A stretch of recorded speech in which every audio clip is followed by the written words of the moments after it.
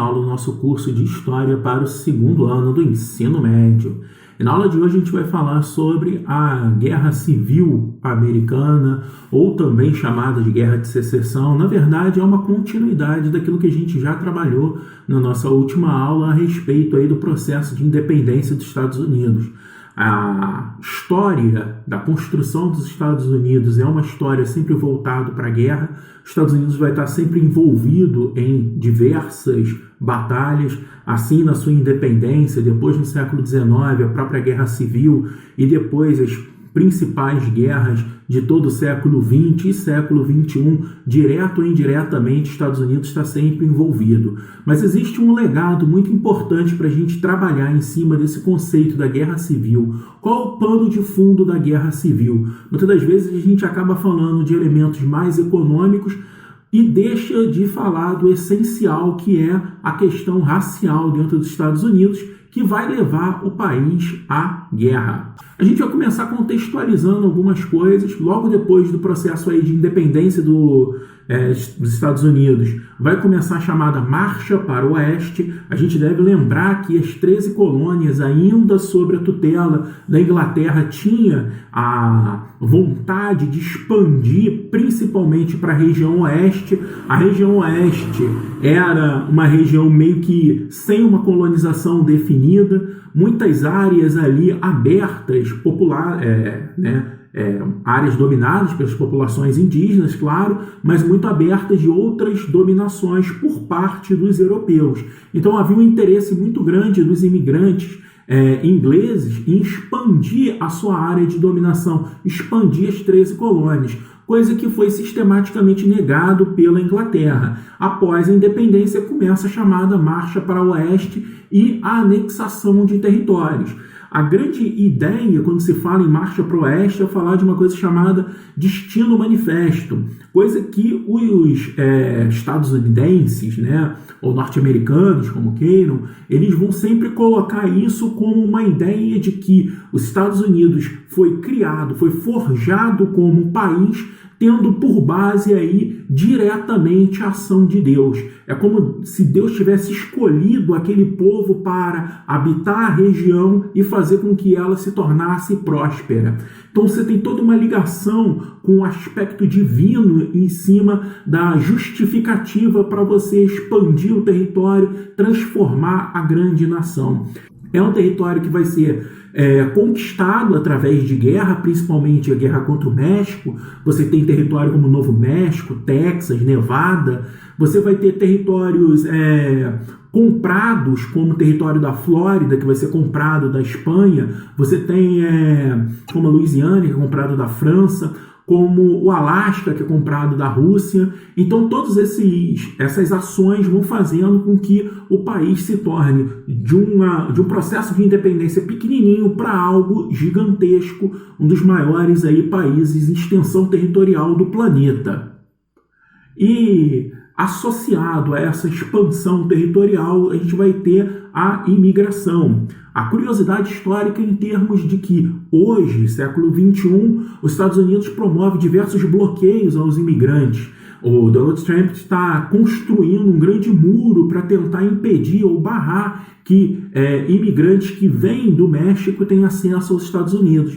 E exatamente o contrário foi feito lá atrás, no século XIX, onde os Estados Unidos instigava, chamava a população para vir, principalmente, essencialmente a população europeia, para vir povoar o território que é hoje o território norte-americano. Ou seja, a Marcha para o Oeste vai expandir territorialmente e eles vão começar a aceitar esses imigrantes. E vão fazer de tudo para os imigrantes virem. Entre outras coisas, vão pagar passagem para muitos imigrantes e vão dar terras. Ou seja, o sujeito vai receber uma terra a título de ir lá e desenvolver, prosperar dentro daquela terra. É dessa ideia de receber a terra, prosperar, que vem a percepção do sonho americano. O que seria o sonho americano? É você ir para a região onde é hoje os Estados Unidos, prosperar e vencer.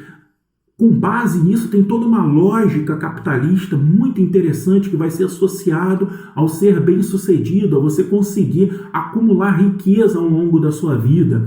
A ética protestante utilizada dentro dos Estados Unidos é extremamente importante. A visão que a gente tem do protestante norte-americano, que você prosperando, você está tendo um sinal de Deus que vai te aproximar do reino dos céus. Então, o acúmulo de dinheiro, você ter uma vida próspera economicamente, acumular riqueza, tudo isso vai gerar um status de proximidade a Deus. Então, essas ideias, como destino manifesto, a ideia de sonho americano, percepções capitalistas, a ideia também da ética protestante, tudo isso vai ter um terreno muito fértil e próspero dentro dos Estados Unidos nessa época aí do século XIX, que a gente vai ver a doutrina Monroe, que na verdade é exatamente a dominação quase que imperialista feita pelos Estados Unidos no século XIX com os outros países aqui da América. Várias ações de intervenção política e militar dentro de vários países,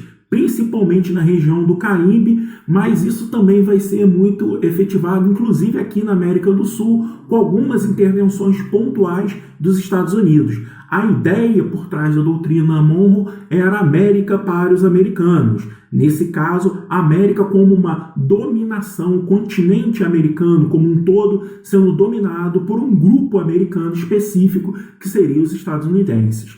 É claro que essa expansão toda que os Estados Unidos promoveu, tanto econômica como de poder militar, como um poder político, como sendo um protagonista dentro da América, vai acentuar as próprias divisões que já haviam na época da colonização entre o Norte e o Sul, coisa que a gente já observou lá atrás no processo aí de independência dos Estados Unidos e também na formação colonial dos Estados Unidos, aula essa lá do primeiro ano. A gente já observou o quão era discrepante, diferente os dois modelos que se propunham para o Norte e para o Sul. Enquanto o Norte queria um desenvolvimento econômico com base na produção interna e expansão do mercado consumidor, o Sul queria a ideia da escravidão como base para o trabalho agrícola, produção para o mercado externo, a ideia da plantation, produção em larga escala, em grandes latifúndios, e eram ideias completamente contraditórias. Essas ideias contraditórias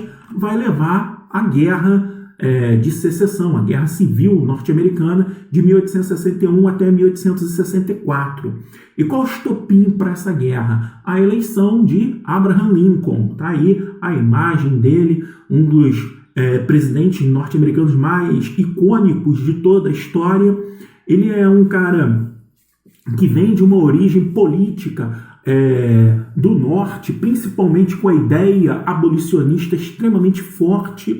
Então, essas ideias políticas vão fazer com que, logo na eleição do Lincoln, já se organize o Sul e aqueles que são favoráveis à manutenção da escravidão se organizem num processo já eminente de guerra, de desfragmentação.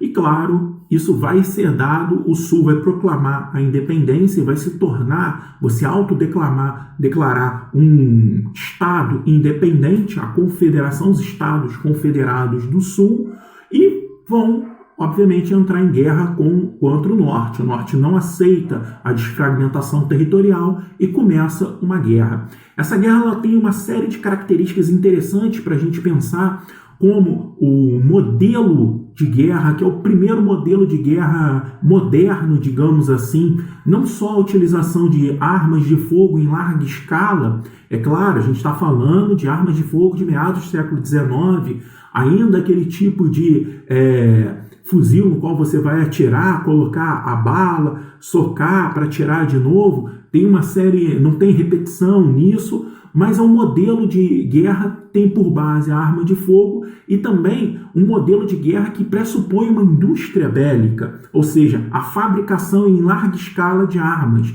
coisa que vai ser extremamente desenvolvida nos Estados Unidos e a partir dessa guerra seguir sendo desenvolvido pelos Estados Unidos, que vão ser o grande país desenvolvedor de indústria bélica do planeta a partir disso. Então os Estados Unidos vai continuar numa produção bélica extremamente forte e culminando lá, como eu já disse, na Primeira, na Segunda Guerra Mundial, na Guerra Fria, e aí, seja lá como for, uma Primeira Guerra moderna no sentido de armas de fogo, no sentido de utilização tática de exército, locomoção, de armamento, vai se desenvolver muito a parte de indústria ferrovias para abastecer determinado local, determinado fronte de guerra, e claro, uma guerra fratricida, ou seja, é uma guerra entre irmãos, são grupos dentro do mesmo país, e essa guerra civil vai ser extremamente danosa para os Estados Unidos como um todo, mas no meio da guerra, ou já mais para o final da guerra, vai ser conseguido. O próprio Lincoln consegue, com uma série de ações dentro do Congresso, aprovar o fim da escravidão. A escravidão em 1863 vai ser abolida, o Lincoln consegue aprovar o fim da escravidão. O Norte acaba saindo vitorioso dessa guerra. É claro, o Norte tinha um poder financeiro para bancar a produção em larga escala de armas, coisa que o Sul não vai ter. O Norte vai ter um exército que acaba sendo um exército um pouco mais bem treinado, e tudo isso vai pender para o lado do Norte. É claro que há regiões dentro dos Estados Unidos, principalmente do Sul, que nunca vão ser capituladas, que vão se manter fortes até o final da guerra, rejeitando inclusive a derrota, mas no final das contas a guerra tem um fim, o Norte sai vitorioso, mas de modo geral os Estados Unidos como um todo saem muito destruídos, são muitos mortos, você tem uma escala grande. Essa foto aí que eu coloco para vocês visualizarem aí, é uma foto bem emblemática, porque demonstra, primeiro, é uma foto, não é um desenho, uma gravura, e demonstra a quantidade de mortos gerado pela guerra. E isso é muito significativo, porque a gente está falando do século XIX, a gente está falando de um início de uma imprensa noticiosa que vai ao fronte de batalha, que relata o fronte de batalha através de imagens. Então, isso tem um poder simbólico também muito forte dentro dos Estados Unidos.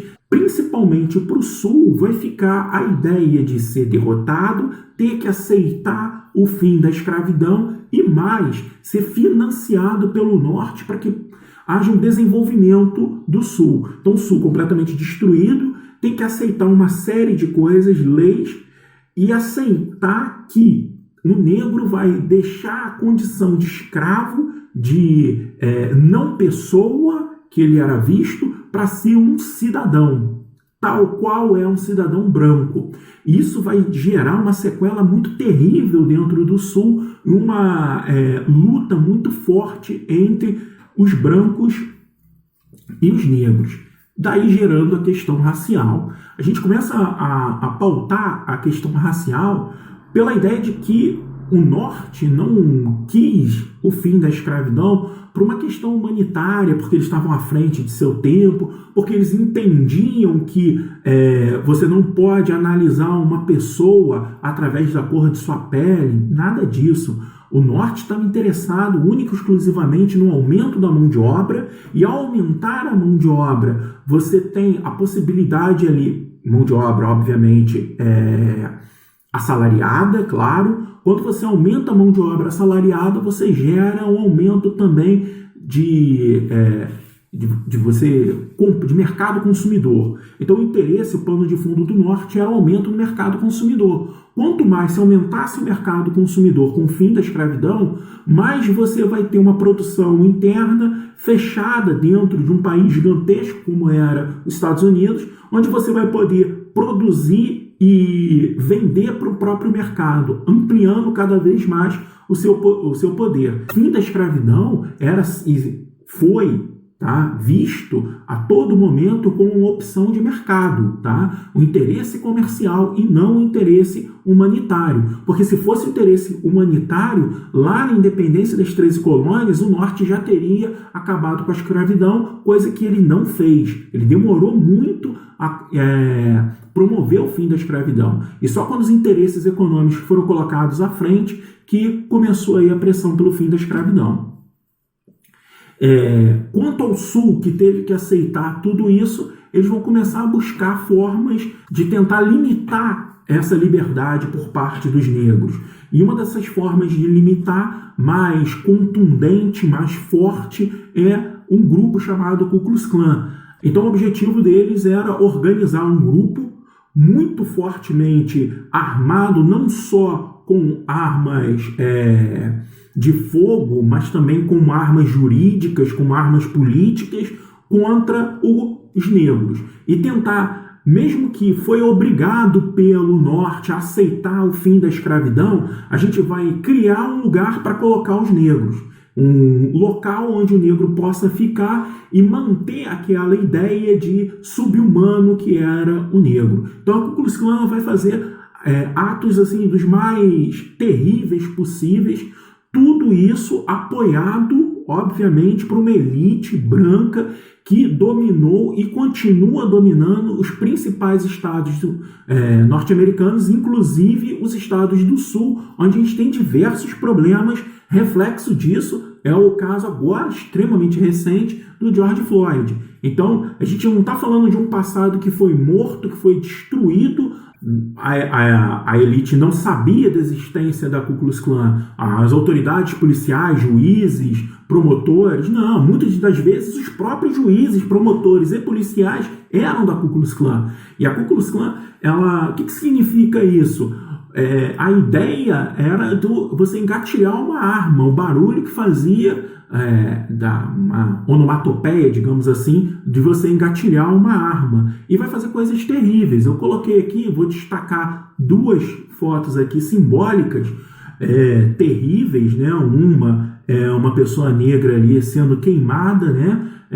Queimada viva, e um monte de pessoas brancas ali olhando, e a outra, as pessoas já com a roupa da Ku Klux Klan, aquele chapéu meio cônico tapando ali o rosto, e a cabeça, uma pessoa negra ali decapitada e a cabeça em cima de uma bandeja. Continua ocorrendo até hoje dentro dos Estados Unidos, mesmo que hoje hajam leis muito fortes quanto à ação da Ku Klux Klan, mesmo assim, por ser a Ku Klux Klan ser formada por pessoas, muitas das vezes policiais, juízes, advogados e tudo mais, ela continua atuando. É claro que hoje com muito menos força do que era lá quando ela foi criada na década de 1860, finalzinho da década de 1860 nos Estados Unidos. E, por outro lado, também, digamos assim, no aspecto mais jurídico da coisa, a gente vai ter as chamadas leis segregacionistas ou as leis Jim Crow, tá? Elas levam, por assim dizer, a ideia do separados mais iguais. O que é o Jim Crow? Jim Crow vai ser um personagem inventado, né, por um artista chamado Thomas Rice, se eu não me engano, e ele ele caricaturava, né? Ele era um cara que gostava de fazer caricaturas, brincadeiras, humorista, e ele vai ser contundente aos governos norte-americanos, e para isso ele vai, principalmente porque o governo estava apoiando a causa negra, e para fazer uma piada em cima disso, ele vai criar o personagem aí, Jim Crow, que ele pega de uma música e cria esse personagem, e a ideia do blackface, tá? Ou seja, pessoas brancas pintavam o rosto de negros para parecer como se fossem negros. E, claro, vai fazer uma sátira muito pesada em cima de aspectos extremamente negativos da condição humana que é atribuído, ou que foi atribuído naquele momento ao negro, como, por exemplo, a propensão para bebida, a propensão para não trabalhar e por aí vai. E se a gente fizer uma analogia do que é a nossa realidade, uma realidade próxima aqui ao Brasil, a gente também observou vários personagens do humor, da caricatura, há tempos atrás, com essa perspectiva de que o sujeito era bêbado, o sujeito era vagabundo e por aí vai, como se tivesse um lugar específico para o negro na sociedade, e esse lugar seria o lugar inferior de vagabundos, bêbados e por aí. Então, as leis de Jim Crow, tem essa percepção de você colocar um lugar específico para o negro. E o que é esse lugar? É um lugar, obviamente, separado dos brancos. Então, vamos pensar as leis segregacionistas. Você vai ter, por exemplo, um espaço para uma escola para brancos e uma escola para negros. Ônibus. Dentro do ônibus tinha um espaço para o branco. Acho que eu tenho imagens aqui. Tem sim. Ali, olha, o ônibus. Deixa eu botar aqui o apontador. Olha aqui, olha. Não sei se vocês vão conseguir ver e tudo mais, mas aqui na frente tem pessoas brancas. Aqui, olha, está escrito white, né, branco. E lá atrás, ao fundo, as pessoas negras. E essa foto é simbólica porque, perceba, tem uma pessoa negra em pé, ou algumas pessoas negras em pé, e tendo bancos aqui, olha, vazios. Por que tinha isso? Porque, basicamente, gente, o negro não podia sentar no banco que era do branco. O banco do ônibus, que era do branco, era acolchoado e tudo mais. O outro banco lá destinado para o negro já era de madeira e tudo mais, sem conforto nenhum.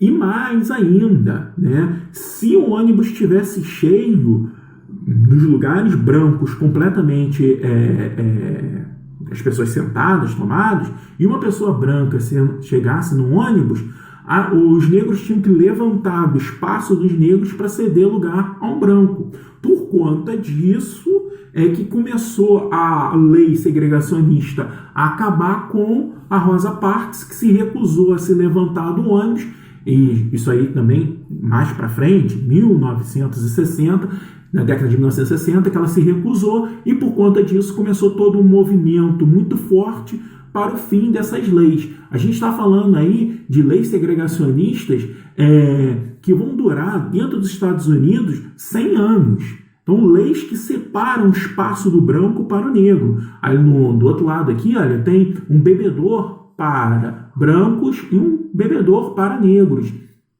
Espaços públicos, piscina, por exemplo, era piscina para brancos. O negro não podia entrar numa piscina. Caso o negro caísse numa piscina, por exemplo, a piscina era esvaziada, limpada e colocada uma água nova. Então, alguns locais havia proibição de casamento de pessoas brancas com pessoas negras.